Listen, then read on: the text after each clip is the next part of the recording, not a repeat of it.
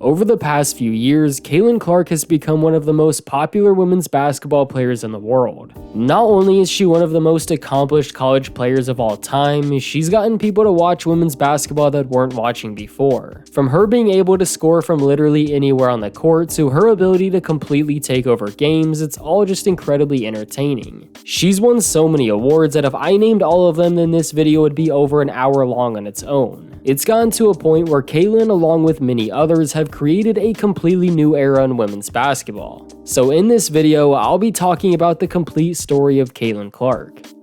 Before Caitlin became the leading scorer in all of college basketball, she was a 5-star recruit by her senior year of high school and one of the best players in the country from a very young age. She received her first college letter of interest from Missouri State when she was literally in middle school. She's listed at 6 feet tall today and was always a taller guard throughout her high school career, which was a big advantage. She went to Dowling Catholic High School in Iowa and obviously played varsity all 4 years. Her freshman year, she made the All-State third team and led Dowling to a 19-5 record but lost in the tournament to the eventual state champions. She averaged 15.3 points, 4.7 assists, and 2.3 steals a game, which are impressive numbers from a freshman, but her next season would completely obliterate that.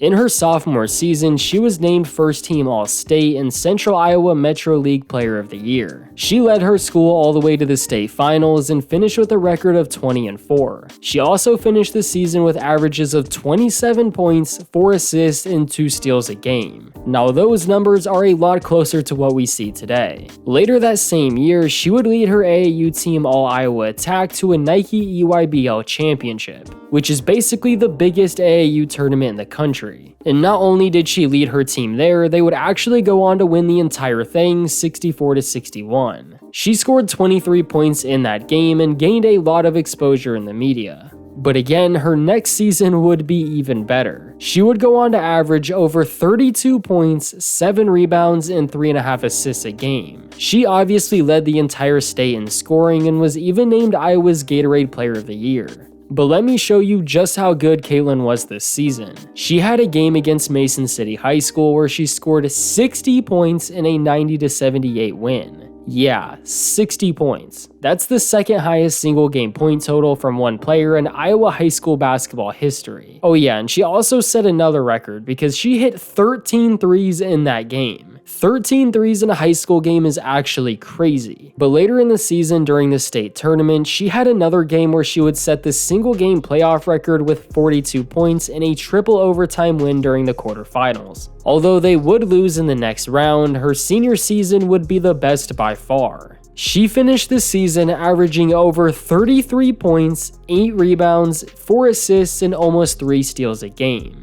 Caitlin again led the state in scoring and was awarded with the Gatorade Player of the Year award for the second time. She was the All-Iowa Athlete of the Year and Iowa's Miss Basketball. And to top it off, she was a McDonald's All-American and was invited to the Jordan Brand Classic, but both of those games were canceled due to the entire world shutting down. Her team ended with a 19-4 record and reached the regional final, but would end up losing. Caitlin would finish her career 4th in the most points scored for a career in Iowa history with 2,547 points and 6th most three-pointers with 283. And by the time her high school career was over, she was listed as a 5-star recruit and was ranked as the 4th best player in the entire country by ESPN. The only players that were ahead of her were Paige Beckers, Angel Reese, and Cameron Brink. Caitlin was recruited to several Division I schools all over the country, but she decided to stay home and play for the University of Iowa. She would also not only get to play, but have a massive role in her freshman season, which she did. She scored 27 points in her debut game against Northern Iowa and a month later became the first player to record a triple-double since 2015.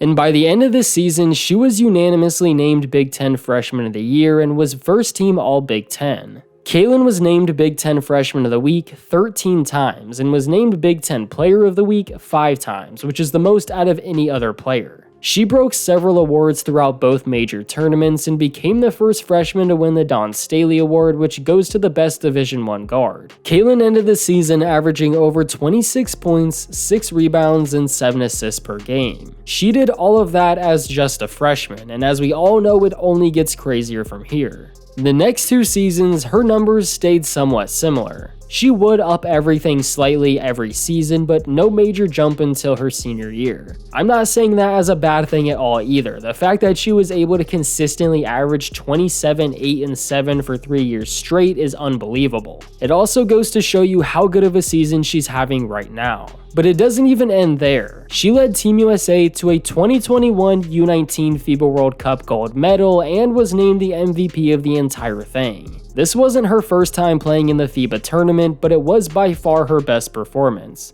So on top of everything she's done in high school and college, she has multiple gold medals with Team USA as well. But after all that, during her sophomore season, she had 4 different 40-point games, including a 46-point, 10-assist game against Michigan. Iowa won their first of 3 Big Ten championships in a row, and Caitlin won her first of 3 Big Ten Player of the Year awards. She became the first player to lead all of Division I in points and assists, as well as being the first back-to-back Dawn Staley Award winner. Iowa would get upset in the March Madness tournament by Creighton, but the next season they would be able to redeem themselves. In her junior season, she had 14 games where she scored 30 or more points, including 4 40-point games. Plus, she had 9 games where she had 10 or more assists, which is just insane. In a game against number 2 ranked Ohio State, Caitlin put up a stat line of 28 points, 15 assists, and 10 rebounds, handing them their first loss. Then they would beat that same team in the Big Ten championship by over 30. She won basically every regular season award you could possibly imagine, and it was the same March Madness run where they would take on LSU in the championship. On top of leading her team to a 31-7 record, her tournament run was actually incredible. She had back-to-back double-doubles with points and assists the first 2 rounds, and then 4 30-plus point games from there on out. That includes a 41-point triple-double against Louisville in the Elite 8. Then they would go on to be a completely undefeated South Carolina team the very next game. And she had 41 points against them too. But they would obviously lose in the national championship against LSU despite 30 points and 8 assists from Caitlin. But that entire March Madness run from every team I mentioned really put women's college basketball on the map. And it leads us to this season where she's put up statistically her best season yet. Heading into the tournament, she's averaging almost 32 points, 7 rebounds, and 9 assists per game. Her numbers slowly got better over the years, but this year she's been on another level. Caitlin's taking almost 14 threes a game, shooting over 38%, which is just crazy. They literally started their season with a preseason game that took place outside in Iowa's football stadium, which was the biggest women's basketball event ever. She had 19 games where she scored 30 or more points, which is more games than she scored under 30.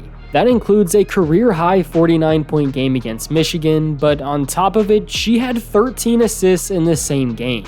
It's really no wonder she became the leading scorer in college basketball history. And she had 18 games where she threw out 10 or more assists, just insane numbers. Caitlin won basically every award there is to win and broke every record there is to break. She even announced to the world that she will be foregoing her extra season of eligibility that she was given because of COVID to enter the WNBA draft. And funny enough, the Indiana Fever, who have the #1 pick in this year's draft, tweeted out that they are now selling season tickets less than an hour after the announcement. So they will definitely be taking her first overall, and she will be joining Aaliyah Boston. But as of right now, Iowa currently has a record of 29-4 going into the March Madness tournament, so we'll just have to see where they go from there. Really though, no matter what happens, she still had an unbelievable career, and if she somehow wins the entire thing, she will have quite literally capped it off in the best way possible. Plus, one thing I haven't even mentioned throughout this entire video is that she's the most durable basketball player you can possibly be. She hasn't missed a game in her entire college career. Like, really, out of 133 games Iowa's played in the past 4 years, Caitlin has played in all of them, which is just another factor that I feel like doesn't get talked about nearly enough. From the big moments and the big games to the unlimited awards and accomplishments, it's just awesome. And again, she really is just getting started. Her WNBA career is just about to begin. Plus, I think a lot of the hype that's behind her and a lot of other players are just beginning and will carry into the WNBA. But let me know down in the comments what you think about Caitlin Clark, and please leave a like on the video to support the channel. Also, if you're not subscribed, hit the subscribe button because it helps me out a lot.